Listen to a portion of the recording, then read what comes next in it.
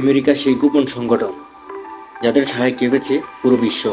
আপনি যদি মনে করেন বিশ্ব চালায় রাষ্ট্রপতি কিংবা প্রধানমন্ত্রী আর সরকার, তাহলে এই ভিডিওটা আপনার চিন্তাধারা বদলে দিতে পারে। কারণ আজ বলবো একটা সংগঠনের কথা যারা সামনে আসে না, ভোটে দাঁড়ায় না, কিন্তু যাদের সিদ্ধান্তে দেশ ভেঙেছে, যুদ্ধ শুরু করেছে আর সরকার উল্টে গেছে। এই সংগঠনের নাম CIA, central intelligence agency, USA. আপনার মনে প্রশ্ন জাগতেই পারে, সিআইএ কি? সিআইএ তৈরি হয়েছিল 1947 সালে। অফিসিয়ালি তাদের কাজ গোয়েন্দাগিরি, দেশের নিরাপত্তা। কিন্তু বাস্তবে সিআইএ মানে শুধু তথ্য সংগ্রহ নয়, সরকার পরিবর্তন, গোপন যুদ্ধ, মানুষের চিন্তা নিয়ন্ত্রণ, আর সবচেয়ে ভয়ঙ্কর ব্যাপার, এসব কিছু তারা করে আইনের বাইরে। সরকার উল্টে দেওয়া, সত্য না গুজব। ইরান, চিলি, আফগানিস্তান, ইরাক, এই দেশগুলোর ইতিহাস দেখুন।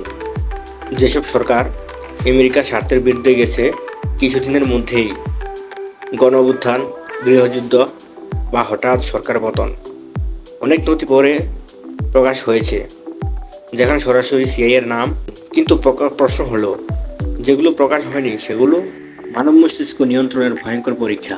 একটা বাস্তব প্রজেক্ট ছিল MK আল্ট্রা।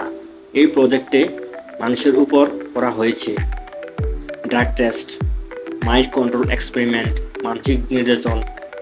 অনেক মানুষ জানতেই না তাদের উপর পরীক্ষা চলছে। কিছু মানুষ পাগল হয়ে গেছে, কিছু মানুষ আত্মহত্যা করেছে। সব কিছু গোপন ছিল বছরের পর বছর।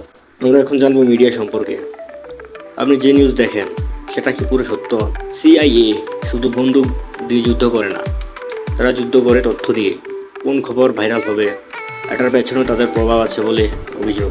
কারণ আজকের যুগে বন্দুকের চেয়েও শক্তিশালী মানুষের বিশ্বাস।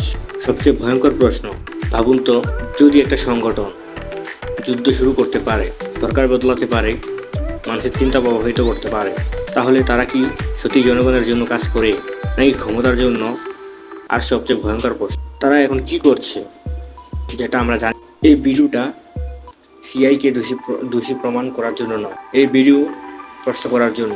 কারণ ইতিহাস বলে যে সংগঠন প্রশ্ন সহ্য করতে পারে না, সেখানে কিছু না কিছু লুকানো থাকে। কি মনে করেন, সিআইএ কি রক্ষক নাকি ছায়ার শাসক? কমেন্টে লিখুন, ভিডিওটা শেয়ার করুন।